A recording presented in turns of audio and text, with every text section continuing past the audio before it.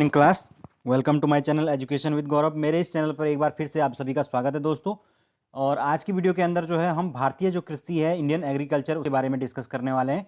तो आप लोग मेरे साथ लास्ट तक बने रहिए और हम इसमें सारी की सारी चीज़ें जो है कृषि एग्रीकल्चर के अंदर जितनी भी चीज़ें होती हैं सारी की सारी जो है डिस्कस करने वाले हैं। आपके प्रवक्ता के सिलेबस के अंदर ये चीज़ें दी हुई हैं और काफ़ी इंपॉर्टेंट है, इससे एग्जाम में क्वेश्चन आ सकता है। ओके फ्रेंड्स, तो आप लोग मेरे साथ बने रहिए, वीडियो को बिना स्किप किए हुए लास्ट तक मेरे साथ बने रहिए।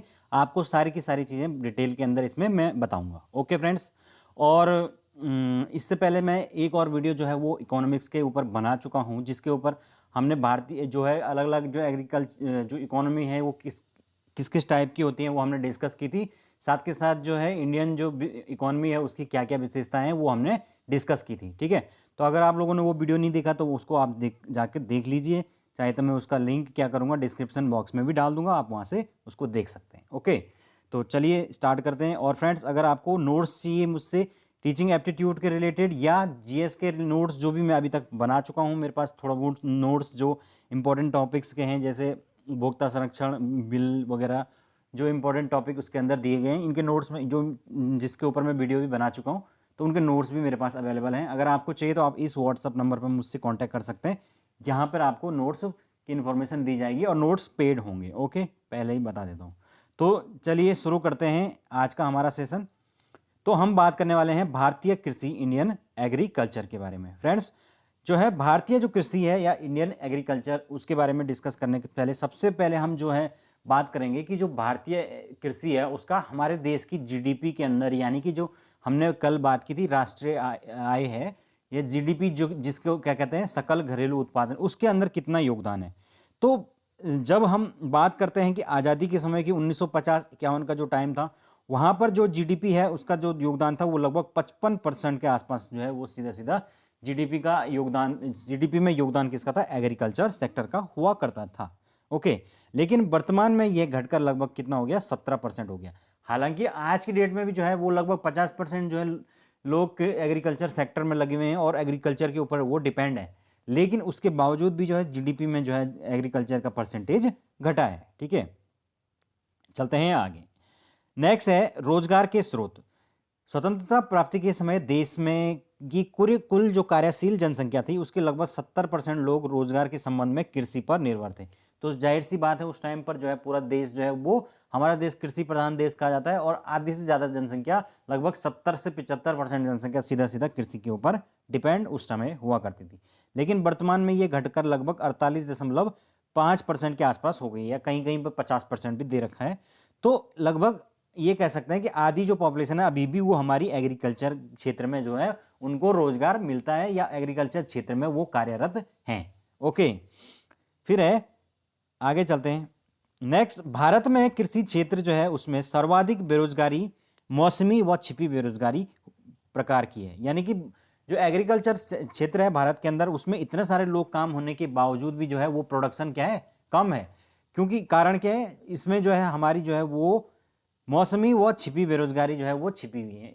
मौसमी बेरोजगारी वो होती है जबकि जो है एक किसी मौसम के अंदर जो है वो जो किसान है या जो बाकी काम करने वाले, इस क्षेत्र में काम करने वाले मजदूर हैं, उनको काम मिलता है। क्योंकि जिस जिस टाइम पर फसल की कटाई का सीजन होगा या जिस टाइम पर जो है वो मार्केट में उसको ले जाने का टाइम होगा, तो उस टाइम पर जो है वो उनको रोजगार तो मिल जाएगा। लेकिन जैसे ही बाकी जिस टाइम पर जो है वो कोई भी फसल नहीं होगी या नहीं उस टाइम पर कोई काम होगा, तो उस टाइम पर वो बेरोजगार हो जाते हैं। तो इसलिए एग्रीकल्चर सेक्टर में बहुत सारे लोग इस प्रकार के होते हैं जो मौसमी रूप से बेरोजगार होते हैं। फिर छिपी हुई बेरोजगारी का मतलब होता है कि वहां पर जो है आवश्यकता से अधिक लोग जो है वो काम कर रहे हैं। यानी कि एक छोटा सा खेत है, उसमें 5-6 लोग लगे हुए हैं, जबकि उस खेत में जो है वो जरूरत सिर्फ 3 लोगों की है। चाहे उसमें 6 लोग भी काम करें या 10 लोग भी काम करें, तो भी उस खेत की जो प्रोडक्टिविटी है, जो उत्पादकता है, उसमें जो है वो कोई खास अंतर नहीं पड़ रहा है। तो इसका मतलब जो बाकी के जो लोग हैं वो क्या है, वो बेरोजगार हुए, एक तरह से वो छिपे हुए बेरोजगार हुए हैं। ओके, उनकी वहां पे कोई जरूरत नहीं है लेकिन स्टिल वो वहां पर कार्य कर रहे हैं। तो इस प्रकार की बेरोजगारी को छिपी हुई बेरोजगारी कहते हैं। ओके, चलते हैं आगे। अब हम बात करेंगे कि एग्रीकल्चर जो है उसका क्या क्या इंपॉर्टेंस है। तो वो है सबसे पहले औद्योगिक जो विकास है हमारा, इंडस्ट्रियल डेवलपमेंट, उसका ये स्रोत कह सकते हैं हम इसको। तो कृषि जो है हमारे, उससे उद्योगों को हमारे कच्चा माल प्राप्त होता है, ये हमने कल भी बात की थी कि जो प्राइमरी सेक्टर है वो कौन सा है, एग्रीकल्चर सेक्टर, जो कि क्या करता है सेकेंडरी सेक्टर यानी कि इंडस्ट्रियल सेक्टर के लिए कच्चा माल यानी रॉ मटेरियल क्या करता है, पैदा करता है, जिसमें कि आपके कई प्रकार की इंडस्ट्री होती है, जैसे कॉटन इंडस्ट्री होती है, चीनी का इंडस्ट्री होती है, चाय कॉफ़ी हो गया, वनस्पति घी हो गया, बागवानी हो गया, हथकरघा, तेल उद्योग, चावल उद्योग और अन्य प्रकार के कितने न जाने उद्योग होते हैं।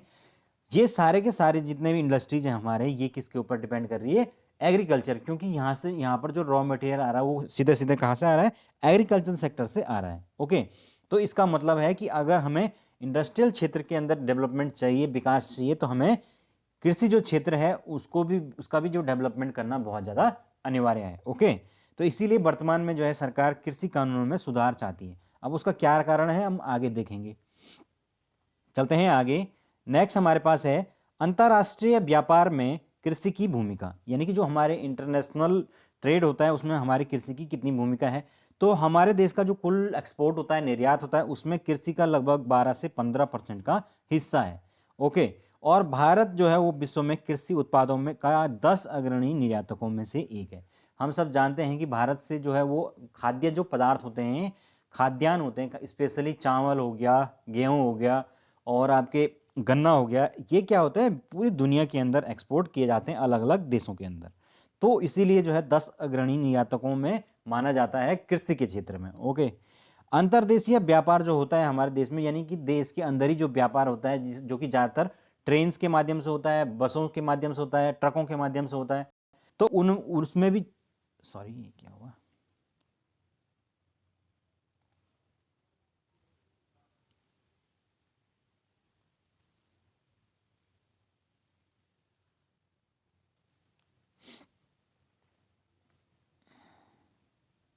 एक मिनट दोस्तों। तो हम बात कर रहे थे रोजगार की। तो जो अंतरदेशीय व्यापार होता है उसमें भी मुख्य रूप से जो है मैं कह रहा था कि कृषि वस्तुएं ही जो हैं वो शामिल होती हैं। ओके, एग्रीकल्चर जो प्रोडक्ट्स हैं हमारे, वही हमारे मेनली जो है जो अंतरदेशीय व्यापार होता है वो उसमें शामिल होता है, क्योंकि एक राज्य से दूसरे राज्य में खाद्य पदार्थ जाते हैं तो उसके माध्यम से अंतरदेशीय व्यापार भी होता है। ओके, चलते हैं आगे। नेक्स्ट है इंपॉर्टेंट जो विशेषता भारतीय कृषि की है वो है मानसून के ऊपर निर्भरता। जो भारतीय कृषि है फ्रेंड्स उसको कहा जाता है भारत मानसून का जुआ, क्योंकि आज भी अगर हम बात करें तो कुल जो कृषि हमारा क्षेत्रफल है उसका 45% जो भाग है वो केवल सिंचित है, यानी कि उस पर ही सिंचाई साधन जो है उपलब्ध हैं, सिंचाई साधनों के माध्यम से उस पर खेती होती है। बाकी जो 55% है वो अभी भी किसके ऊपर डिपेंड है, पूरी तरीके से मानसून के ऊपर, यानी कि जो भी हमारा क्लाइमेट है उसके हिसाब से देखा जाता है कि बारिश होगी तो अच्छी फसल हो गई, नहीं हुई तो फिर गए काम से। ठीक है ना, तो इसीलिए भारतीय कृषि को मानसून का जुआ कहा जाता है। सर्वाधिक जो सिंचित फसल है वो कौन सी है, गन्ना की है, क्योंकि गन्ना जितने भी राज्यों के अंदर होता है वहाँ पर जो है गन्ना उगाना बहुत आसान है। और सबसे ज़्यादा जो पानी जो है की खपत आज के समय में हो रही है हमारे ग्राउंड वाटर की, वो गन्ना के ही द्वारा हो रही है। तो इसीलिए आज की डेट में जो है भारत गन्ना प्रोड्यूस में हालांकि नंबर 1 आ गया है, लेकिन उसका भारत को फायदा होने की बजाय क्या हो रहा है, नुकसान हो रहा है, क्योंकि ग्राउंड वाटर जो है वो उसका डिग्रेडेशन हो रहा है और ज़्यादा वो ग्राउंड वाटर नीचे जा रहा है। सरकार भी जो है वो क्या कहती है कि भाई गन्ना जो है अब इतना ज़्यादा गन्ना प्रोड्यूस मत करो, किसानों को कहते हैं, लेकिन वो भी जानबूझकर उसी को प्रोड्यूस करते हैं क्योंकि उनके लिए वो आसान होता है उगाना, और साथ के साथ उसका जो है वो आपको प्राइस भी मिल जाता है मिलों के माध्यम से, जो शुगर मिल्स होती हैं उनके माध्यम से। लेकिन वर्तमान में इसकी इतनी ज़्यादा अब खपत नहीं रही है, क्योंकि आपको पता है कि लोग जो है वो शुगर जो जो है उसका इस्तेमाल अब कभी कर रहे हैं। दूसरी बात की जो शुगर होता है इंडस्ट्रीज होती है वो उतना ज़्यादा वहाँ पर जो है वो खपत नहीं है जिसकी जितनी ज़्यादा वहाँ पर गन्ना जा रहा है। तो इसी कारण से चीनी मिलें हैं वो ऑलरेडी घाटे में ही जाती हैं, क्योंकि उनका चीनी तो उतना बिकता नहीं है जिस हिसाब से जो है वो गन्ना जो है वो प्रोडक्शन हो रहा है। तो इसलिए सरकार क्या करती है, अब कह रही है कि आप जो है गन्ने से क्या बनाइए, इथेनॉल बनाइए, क्योंकि जो गन्ना होता है उसको ब्लेंड करके इथेनॉल बनाया जाता है, जिसको कि पेट्रोलियम के साथ मिक्स किया जाता है। तो एक तरह से उसका यूज इस प्रकार से किया जा सकता है। तो भविष्य के अंदर और ज़्यादा इसका इस्तेमाल इथेनॉल बनाने के लिए किया जाएगा। ठीक है, चलते हैं आगे। नेक्स्ट है सर्वाधिक जो सिंचित हमारे क्षेत्रफल वाले 5 राज्य हैं यहाँ पर कि मतलब सिंचाई के साधन सबसे अच्छे उपलब्ध हैं, उसमें है उत्तर प्रदेश, राजस्थान, पंजाब, मध्य प्रदेश व आंध्र प्रदेश। ओके, तो यहाँ पर सिंचाई सब, अब यहाँ पर जो है वो आप कहोगे कि राजस्थान में भी जो है वो फ्रेंड्स पूरी सिंचाई जो है वो इनके सिंचाई साधनों के माध्यम से होती है। ओके, क्योंकि वहाँ पर जो है अलग अलग जो ये एक तो इंदिरा गांधी नहर है जो बहुत पहले निकाली गई थी, उसके अलावा भी बहुत सारी नहरें हैं वहाँ पे जिनके द्वारा सिंचाई होती है। तो इसीलिए जो है ये दूसरे नंबर पे सर्वाधिक सिंचित क्षेत्रफल वाला राज्य हो जाता है। और अगर हम केवल अपने एक राज्य की बात करें कि कुल अगर केवल राज्य के हिसाब से देखें कि उसके क्षेत्रफल के हिसाब से कहाँ पर सबसे ज़्यादा सिंचित है, तो वो है पंजाब। पंजाब में जितना उसका टोटल जो है एरिया है उसका लगभग 97% एरिया पूरा आपका सिंचित है, यानी वहाँ पर सिंचाई के साधन उपलब्ध हैं और उसके माध्यम से सिंचाई होती है। ओके, चलते हैं आगे। नेक्स्ट है सबसे जो कम कम सिंचित क्षेत्र है वो है मिजोरम, जहाँ पर मात्र 7% जो है वो सिंचाई सुविधाएं उपलब्ध हैं। फिर है सिंचाई साधन, सिंचाई के जो साधन हैं जो कि प्रयोग किए जाते हैं उनमें सबसे प्रमुख साधन है नलकूप। नलकूप यानी कि जो खेतों में लगाए जाते हैं, हैंडपम्प कहते हैं जिनको, नलकूप हो गया। उसके बाद जो है दूसरे नंबर पर है नहर, फिर है कुएं। तो इस तरीके से ये भी आपको याद रखना है कि जो सर्वाधिक सिंचाई के साधन है वो किस चीज़ से है, नलकूपों से होती है सर्वाधिक सिंचाई। उसके बाद भारत जो है उसमें मुख्य जो खाद्य फसल है वो चावल है, तो ये आप सब जानते हैं। आगे चलते हैं। हरित क्रांति जो है उसका संबंध जो है वो कृषि क्षेत्र में उत्पादन, तकनीकी के सुधार एवं कृषि उत्पादकता में वृद्धि करने से है। तो हरित क्रांति के बारे में जो है वो हर बार जो है वो क्वेश्चन जरूर पूछा जाता है। जब भी कृषि की बात होगी तो वहाँ पर हरित क्रांति को आना ही आना है। तो फ्रेंड्स, हरित क्रांति क्या थी? जिसमें कि टेक्नोलॉजी की मदद से और किस प्रकार से जो है उत्पादन में सुधार किया गया, उसमें जो है प्रोडक्शन को इंक्रीज किया गया, प्रोडक्टिविटी को इंक्रीज किया गया। तो ये सब हरित क्रांति के द्वारा किया गया। और इसका जो श्रेय है, इसको शुरू करने का श्रेय जाता है अमेरिका के अंदर डॉक्टर नॉर्मन बोरलॉग। तो इनका नाम जो है वो बहुत इंपॉर्टेंट है, आपको याद रखना है कि पूरी दुनिया के अगर अंदर कहेंगे कि विश्व में जो है ये क्रांति चलाने का श्रेय किसको दिया जाता है, तो वो है नॉर्मन बोरलॉग। और भारत में इनको इसका श्रेय दिया जाता है किसको? MS स्वामीनाथन। ओके, तो MS स्वामीनाथन इनका नाम भी काफ़ी इंपॉर्टेंट हो जाता है। चलते हैं आगे। नेक्स्ट है दूध उत्पादन में भारत विश्व में प्रथम स्थान पर है।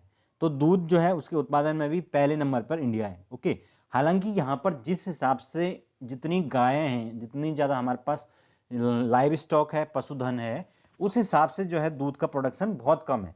बजाय कि अगर हम कंपैरिजन करें ऐसे देशों से जैसे ऑस्ट्रेलिया, डेनमार्क हो गया और फिनलैंड, इस प्रकार की कंट्रीज़ के अंदर जो है लाइव स्टॉक बहुत कम है, लेकिन उसके बावजूद भी उनका जो है दूध प्रोडक्शन हमसे कहीं ज़्यादा है, क्योंकि वहाँ पर जो है वो गायें थोड़ा उन्नत किस्म की मिलती हैं, फिर उनको उस प्रकार का जो है वो प्रोड्यूस दिया जाता है। तो इस कारण से उनकी प्रोडक्टिविटी ज़्यादा होती है, उन्नत नस्ल की गायें वहाँ पर होती है, गाय या अदर जो हमारे पशु होते हैं। ओके, पर फिर भी जो है भारत इतना बड़ा देश है तो इसलिए जो है पहले नंबर पर तो आना ही है। ओके, इससे संबंधित जो उत्पादन के संबंध में क्रांति हुई थी उसको कहा जाता है श्वेत क्रांति, यानी कि व्हाइट रेवोल्यूशन।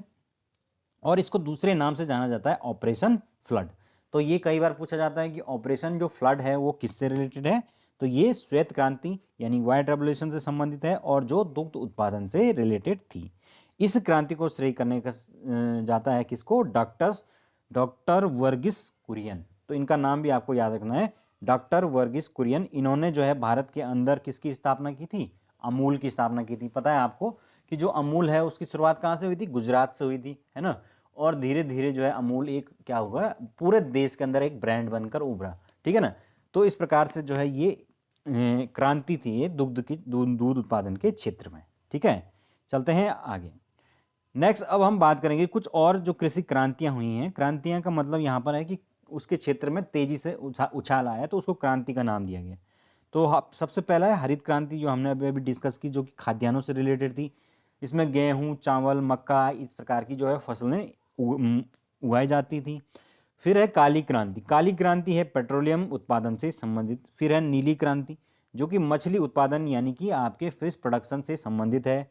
फिर है भूरी क्रांति। भूरी क्रांति है चमड़ा या कोको उत्पादन से संबंधित। उसके बाद है हमारे पास सुनहरी क्रांति यानी कि गोल्डन क्रांति। गोल्डन क्रांति है शहद उत्पादन से संबंधित। उसके बाद है स्लेटी क्रांति जो कि उर्वरक यानी कि आपके फर्टिलाइजर्स से रिलेटेड थी। फिर आती है गुलाबी क्रांति जो कि हमारे प्याज उत्पादन या झींगा उत्पादन से रिलेटेड थी। फिर है लाल क्रांति, उसको हम जोड़ते हैं किससे? मांस उत्पादन से या टमाटर से भी जोड़ते हैं। फिर है हमारे पास श्वेत क्रांति, ये अभी हमने डिस्कस की थी, दूध उत्पादन से संबंधित है। फिर है पीली क्रांति जो कि खाद्य तेल यानी कि एडिबल्स ऑयल जो हमारे हैं इनसे संबंधित थी। और वृत्ताकार क्रांति ये आलू उत्पादन से संबंधित थी। तो इस प्रकार ये कुछ क्रांतियां हैं, कई बार ये भी पूछ ली जाती हैं। ओके, तो आपको इनका भी नाम याद रखना है फ्रेंड्स। ओके, चलते हैं आगे। नेक्स्ट अब हम बात करेंगे कि भारत के अंदर जो कृषि उत्पाद हैं उनमें सर्वाधिक जो योगदान है वो खाद्य तेलों का है, यानी कि एडिबल ऑयल से। तो सर्वाधिक जो कृषि उत्पाद अगर हम बात करें कृषिगत उत्पाद, उनमें सबसे ज़्यादा योगदान किसका है, जो है वो है खाद्य तेल, खाने वाले जो तेल होते हैं। ओके, तो एडिबल ऑयल उनको कहा जाता है। फिर है भारत में जो शीर्ष 5 कृषि राज्य हैं जो जहाँ पर सबसे ज़्यादा कृषि होती है, तो वो हैं उत्तर प्रदेश, राजस्थान, महाराष्ट्र, मध्य प्रदेश और आंध्र प्रदेश। ये प्रदेश जो है अपने आप में ही बहुत बड़े बड़े प्रदेश हैं, तो इसलिए शीर्ष 5 में यही हैं। ओके, फिर हमारे पास जो फसलें सबसे ज़्यादा जो है उगाई जाती हैं वो है गन्ना, फिर गेहूँ, फिर है जौ, फिर चावल और फिर कपास। इस तरीके से ये कुछ क्रम है एग्रीकल्चर प्रोड्यूस का। फिर है हमारे पास विश्व के अंदर अगर हम बात करें कि 4 सबसे ज़्यादा कृषि योग्य भूमि वाले देश, तो उसमें सबसे टॉप पर है अमेरिका, फिर है भारत, फिर है चीन और फिर है रूस। ओके, तो इस प्रकार से ये 4 प्रमुख हमारे देश हो जाते हैं जिनमें जो है सर्वाधिक जो है एग्रीकल्चर लैंड उपलब्ध है। फिर हमारे पास आगे है भारत में सर्वाधिक जो है 67% जो है लगभग जो वो है सीमांत जोत।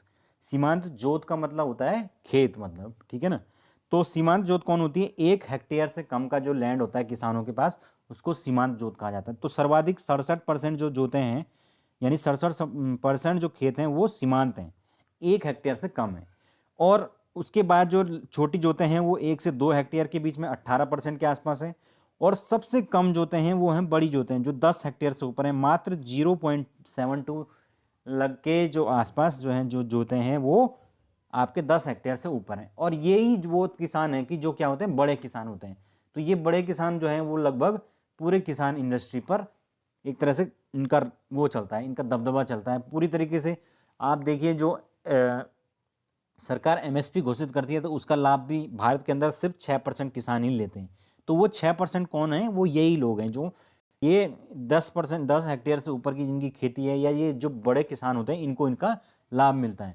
लेकिन जो छोटे किसान होते हैं, सीमांत किसान होते हैं, वो लाभ से वंचित रह जाते हैं। ओके, तो चलिए आगे चलते हैं। अगर हम भारत में फसलों की बात करें तो भारत के अंदर हम प्रमुख फसलें अगर देखते हैं तो 3 रूप से जो है वो 3 फसलें हमारे भारत में जो है मुख्य रूप से उगाई जाती हैं। पहली जो फसल होती है वो होती है खरीफ।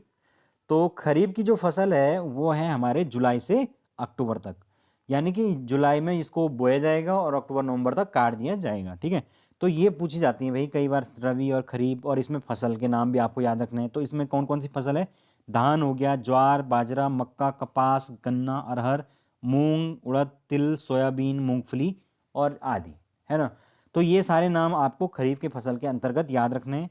फिर है रबी की फसल। रबी की जो फसल है वो नवंबर में बोई जाएगी और आपके अप्रैल मार्च में काट ली जाएगी, और इसके अंतर्गत आता है गेहूं, जौ, चना, सरसों, मटर। तो फ्रेंड्स ये आपको याद रखना है, ये ज़्यादा आसान होता है, ये इसमें कई बार जो है याद रखने में दिक्कत होती है फसलों के नाम। तो सबसे बेटर है कि आप क्या करें, रबी की फसलों के नाम याद रखेंगे जो क्योंकि वो कम होती हैं, जैसे गेहूं, जौ, चना, सरसों, मटर और एक आध और होंगी। तो इनके नाम याद रख लेंगे तो बाकी की जो छूट जाएंगी वो सब की सब किसकी हो जाएंगी, खरीफ की हो जाएंगी। बाकी तीसरी बची जायद की फसल जो कि फरवरी से मई जून तक जो है जाएगी। तो यहाँ पर जो है मेनली सब्जियाँ, जो आपके सब्जियाँ कह रहा हूँ, सब्जियाँ और जो आप ये सलाद वगैरह खाते हो तो ये चीज़ें आ जाएंगी, जैसे तरबूज, खरबूज हो गया, ककड़ी, सब्जियां और सूरजमुखी। तो ये तो ऑलरेडी नाम याद रह जाएंगे। मेन होता है रबी और खरीफ को किस प्रकार से याद रखा जाए। तो उसके लिए मैंने बता दिया आपको कि आप रबी की फसलों के नाम याद रख लीजिए, बाकी खरीफ की फसलों के नाम आपको खुद ब खुद याद हो जाएंगे। चलते हैं आगे। नेक्स्ट है रेसे वाली हमारी कुछ फसलें होती हैं, वो कौन कौन सी होती हैं, जूट हुआ, कपास। फिर कुछ होती हैं सरकरा फसलें, तो उसमें होती हैं आपकी गन्ना और चुकंदर। फिर होती है मादक फसलें जिसमें होती है तंबाकू और भांग। फिर होती है पेज फसलें जिसमें होती है कॉफ़ी व चाय। ओके, फिर हम इसमें कुछ मैंने नोट करके लिखा हुआ है। भारत जो है वो चाय का सबसे बड़ा उत्पादक व उपभोग करने वाला देश है। तो हम सब जानते हैं कि भाई भारत के अंदर भारत के जो लोग होते हैं उनको चाय बहुत ज़्यादा पसंद होती है। तो भारत के लोगों को चाय इतनी पसंद है कि वो इसको सबसे ज़्यादा जो है इसका प्रोडक्शन भी करते हैं और इसका उपभोग भी करते हैं। लगभग विश्व का कुल जो चाय उत्पादन है उसका 27% जो है वो अकेला इंडिया के अंदर होता है। ओके, उसके बाद जो कपास उत्पादन होता है कॉटन, उसमें जो है प्रथम स्थान पर जो है चीन का है, उसके बाद दूसरे स्थान पर भारत और तीसरे पर अमेरिका स्थान रखता है। ठीक है, चलते हैं आगे। अब हम बात करेंगे कृषि लागत एवं मूल्य आयोग यानी कि CACP। अब ये क्या होता है? कृषि लागत एवं मूल्य आयोग यानी कि cost agriculture cost and production commission. तो ये क्या होता है दोस्तों? Agriculture cost and price commission, sorry. Okay, तो इसकी जो स्थापना हुई थी वो 1965 के अंदर हुई थी। उस टाइम पर इसका नाम क्या था? कृषि मूल्य आयोग यानी कि APC यानी कि एग्रीकल्चर प्राइस कमेटी। फिर जो है 1985 में इसका नाम बदल दिया गया और कर दिया गया CACP। Okay, cost of agriculture prices and price committee. तो इसका जो मुख्यालय है वो नई दिल्ली में है। इसका जो काम क्या होता है दोस्तों, ये क्या करती है, जितने भी जो एग्रीकल्चर प्रोडक्ट्स होते हैं उसका जो है मूल्य निर्धारित करती है। यह जो आयोग होता है वह कृषि की जो लागत वह बाजार मूल्य को देखते हुए कि कृषि में किसानों का कितनी जो है लागत लग रही है और मार्केट में उसका क्या प्राइस चल रहा है, इसको देखते हुए वो क्या करते हैं, कृषि के का न्यूनतम समर्थन मूल्य यानी कि MSP मिनिमम सपोर्ट प्राइस, जिसकी चर्चा जो है आजकल आपने बहुत ज़्यादा सुनी होगी। आए दिन जो है आजकल अखबारों में आ रहा है कि जो किसान हैं वो अपने मांगों पर अड़े हुए हैं। आपको पता है ना, किसान का आंदोलन चल रहा है। तो जो फार्मर प्रोटेस्ट चल रहा है तो उसमें उनका मेनली मांग क्या है कि जो MSP है वो नए बिल के अंदर आप उसको लिखित रूप से लिख दीजिए कि भाई MSP दिया जाएगा। सरकार ने आश्वासन कई बार दे दिया कि भाई MSP खत्म नहीं किया जा रहा है, लेकिन उसके बावजूद भी किसान नहीं मान रहे। उनका कहना है कि कानून वापस लेके हमें पूरी गारंटी चाहिए कि हमें MSP दिया जाएगा। ओके, तो MSP की जो निर्धारण होता है वो किसके द्वारा होता है? CACP करता है। साथ के साथ वो प्रोक्योरमेंट जो प्राइस होता है उसकी भी जो है निर्धारण करता है और आवंटन यानी कि IP जो है उसका भी निर्धारण करता है। तो फ्रेंड्स, ये सारे निर्धारण जब ये CACP करता है तो ये सरकार को अपना प्रतिवेदन सौंप देता है, यानी सरकार को बता देता है कि भाई ये हम ऐसा ऐसा हम प्राइस रखना चाहते हैं और आप देख लीजिए। तो बाकी सरकार के ऊपर डिपेंड होता है कि सरकार उसकी रिकमेंडेशंस मानती है या नहीं मानती। ओके, यानी कि इनकी दी हुई रिकमेंडेशन को मानने के लिए गवर्नमेंट कोई भी बाध्य नहीं होती है, चाहे तो माने या नहीं माने। तो इसीलिए ये जैसे कि आपका आजकल हम सुनते हैं किसानों से कि वो उनकी मांग है भी स्वामीनाथन आयोग की जो है रिपोर्ट को लागू किया जाए। तो जो स्वामीनाथन आयोग बना था तो उन्होंने कहा था कि जो किसान है उसको उसकी लागत का 1.5 गुना मूल्य दिया जाए, है ना। जितना उसका लागत लग रही है उसका 1.5 गुना उसको MSP दिया जाए। तो किसानों की ये कई सालों से मांग रही है, लेकिन चूंकि देखो ऐसा होता है कि सरकार की भी अपनी मजबूरियां होती हैं कुछ, तो इस वजह से जो है कोई भी सरकार इस मांग को पूरी तरीके से पूर्ण नहीं कर पाती है और यही मांग उनकी वर्तमान में भी चल रही है। ओके, तो इस प्रकार से फ्रेंड्स ये कुछ है। अब हम बात करेंगे कि ये MSP होता क्या है, मिनिमम सपोर्ट प्राइस क्या होता है। तो MSP यानी मिनिमम सपोर्ट प्राइस, इसके द्वारा जो है सरकार उत्पादक कृषकों को आश्वासन देती है कि उनकी खाद्यान्नों की जो कीमत है उसको नियत कीमत से नीचे नहीं गिरने दिया जाएगा। यदि कीमतें नीचे गिरती हैं तो उस पर सरकार क्या करेगी, घोषित न्यूनतम समर्थन कीमतों पर खाद्यान्नों की खरीद कर लेगी। समझ रहे हो? इसका मतलब ये होगा कि जब किसानों की फसल बोने वाली होगी उससे पहले सरकार MSP डिक्लेयर कर देगी कि भाई इस फसल का इतना MSP है। तो उसके बाद जब सरकार किसान की फसल हो जाएगी और वो मार्केट में उसको जाने लेके जाएगा और उसे अगर एक निश्चित जो प्राइस होता है या मार्केट वैल्यू होती है उससे कम प्राइस में वहां पर बेचना पड़ रहा है, तो उस स्थिति में सरकार क्या करेगी, जो मिनिमम सपोर्ट प्राइस घोषित है उस पर जो है उसको प्रोड्यूस करेगी। समझ गए? तो प्रोड्यूस करेगी कह रहा हूं मैं, प्रोक्योर करेगी यानी उसको खरीदेगी। तो इस तरीके से किसानों को क्या होगा, फिर नुकसान नहीं होगा। तो इसीलिए जो है किसानों की मांग है कि इसको क्या किया जाए, फिर कानून के अंदर इसको लिख दिया जाए। जो नए कृषि कानून बने हैं उसके अंदर इसको लिख दिया जाए लिखित रूप से। ओके, चलते हैं आगे। वर्तमान में लगभग जो है वो सरकार कितने 22 फसलों के ऊपर जो है MSP डिक्लेयर कर रही है। ठीक है फ्रेंड्स, तो ये है कुछ फैक्ट्स। उसके बाद इसमें एक और चीज़ आती है, वो है वसूली खरीद मूल्य यानी प्रोक्योरमेंट प्राइस। तो इस प्राइस पर सरकार जो है सरकारी जो मंडी होती है APMC, उससे जो है कृषकों तथा व्यापारियों से उनकी उपज को खरीदती है तथा इससे किसान जो है वो सार्वजनिक वितरण प्रणाली के तहत गरीब तबके को न्यूनतम आवश्यक मात्रा में जो खाद्यान्न को उपलब्ध कराया जा सके। तो इसका मतलब मेन उद्देश्य क्या होता है कि जो आपकी सरकारी सस्ते गल्ले की दुकान होती है जो आपका किससे चलती है, सार्वजनिक वितरण प्रणाली यानी पब्लिक डिस्ट्रीब्यूशन सिस्टम। तो वहाँ पर हम देखते हैं कि किस प्रकार से दोस्तों 1 या 2 रुपये किलो इस प्रकार से जो है वो अनाज दिया जा रहा है ना। दालें भी सस्ती होती हैं, 2-4 रुपये किलो होती हैं। तो कैसे ये इतना सस्ता मिल रहा है, जबकि सरकार को तो इतना सस्ता नहीं मिलेगा। तो सरकार क्या करती है, उस जो मंडी हैं उनमें जाकर प्रोक्योरमेंट जो प्राइस है उस पर उनसे खरीद देगी और उसके बाद जो है वो उस पर सब्सिडी देगी और तब जाके वो इतना सस्ता बिकेगा। तो इसका मतलब क्या हो गया कि लाखों और करोड़ों रुपया जो है सरकार को जो है वो हर साल इस प्रोक्योरमेंट प्राइस के रूप में जो सब्सिडी जो है वो देनी पड़ती है किसको, एग्रीकल्चर क्षेत्र को। समझ रहे हो, क्योंकि जो है वो जो गरीब आदमी है उसको तभी वो जो है वो सस्ता मिल पाएगा। तो इसीलिए जो है सरकार चाहती है कि ये चीज़ें धीरे धीरे ख़त्म हो और मार्केट के अंदर क्या हो जाए, एक फ्री मार्केट हो जाए कि भाई जो है वो प्राइवेट प्लेयर भी आ रहे हैं, ठीक है, प्राइवेट जो प्लेयर हैं वो आके क्या करें, वो अपने अपने जो है वो अपनी अपनी मंडियाँ खोल दें। फिर उनका अपने अपने जो है वो मंडियाँ खोलेंगे तो वो अपने अपने गोदाम भी बना देंगे। तो गवर्नमेंट का भी अपना अपना तर्क होता है। ओके, जैसे कि अब देखिए, क्योंकि भारत के अंदर जो है सरकार क्या करती है, अब अभी तक चला आ रहा है कि जो है एमएसपी के ऊपर, प्राइस के ऊपर सामान खरीदना है, सरकार की मजबूरी है कि उसने राशन खरीदना ही खरीदना है। लेकिन उन राशनों को रखने के लिए जगह नहीं है। तो जगह नहीं है तो क्या होता है, हर साल इतना करोड़ों का जो राशन है वो खरीदा जाता है, उतना जो है स्टोरेज की फैसिलिटी नहीं है, तो वो हजारों करोड़ों का राशन फिर क्या होता है, सड़ सड़ जाता है, फेंकना पड़ता है।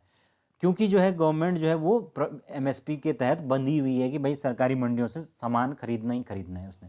अब जब प्राइवेट प्लेयर आएंगे तो वो क्या करेंगे, फिर वो नई एक तरह से नई चेन बिल्ड करेंगे, जो नए स्टोरेज, कोल्ड स्टोरेज जो है उसकी एक चेन बनाएंगे। तो उससे क्या होगा, उनके अपने अपने जो है उनके स्टोरेज बन जाएंगे और जो किसान होंगे वो डायरेक्ट जो है वो अलग अलग प्रकार के जो कंपनी के जो और अलग अलग जो प्राइवेट लोग होंगे उनके साथ वो डायरेक्ट उनका करार रहेगा और वो अपने अपने प्राइसेस के हिसाब से मार्केट में जितना कंपटीशन होगा उस हिसाब से उनको प्राइस मिलता रहेगा।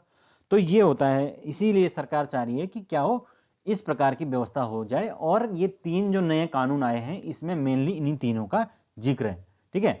लेकिन किसानों को उसमें कई प्रकार के डर हैं कि भाई जो प्राइवेट प्लेयर हैं वो हमको पैसा नहीं देंगे या हमारी ज़मीनें जब्त कर लेंगे, कई प्रकार की चीज़ें। तो इसीलिए जो है उस पर अभी तक जो है कुछ भी हल नहीं निकल पा रहा है। अब देखते हैं कब तक ये बना रहता है। तो फिलहाल आप लोग समझ गए होंगे कि बेसिक चीज़ें जो हैं हमारे एग्रीकल्चर के अंदर क्या क्या चीज़ें होती हैं। ओके, तो आई होप आप लोगों को फ्रेंड्स एग्रीकल्चर वाला जो टॉपिक है वो अच्छे तरीके से समझ में आया होगा, ठीक है।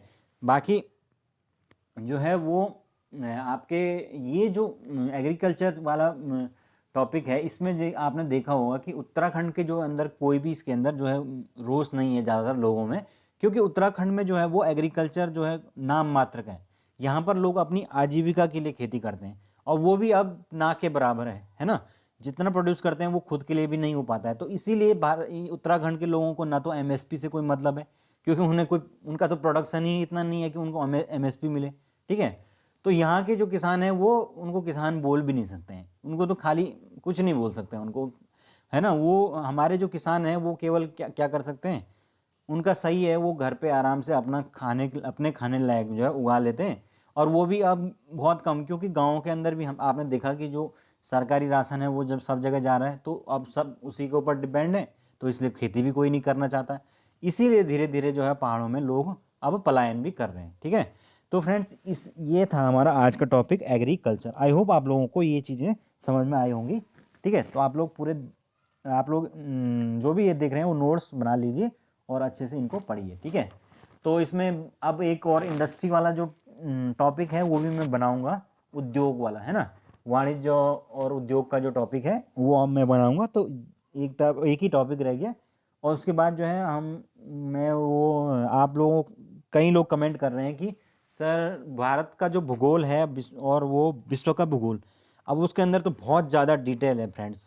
क्योंकि भारत का भूगोल और विश्व का भूगोल पता नहीं कितना मतलब बहुत ज़्यादा है उसमें, है ना। उसको अगर पढ़ने लगेंगे तो 3-4 महीने अगर डिटेल में पढ़ने के लिए चाहिए। लेकिन क्योंकि इतना टाइम है नहीं, तो उसको मैं शॉर्ट के अंदर पढ़ाऊंगा, उसमें जो इंपॉर्टेंट चीज़ें होंगी वो मैं बताऊंगा। ओके, तो चलिए अभी के लिए इतना काफ़ी है। Thank you so much, have a good day.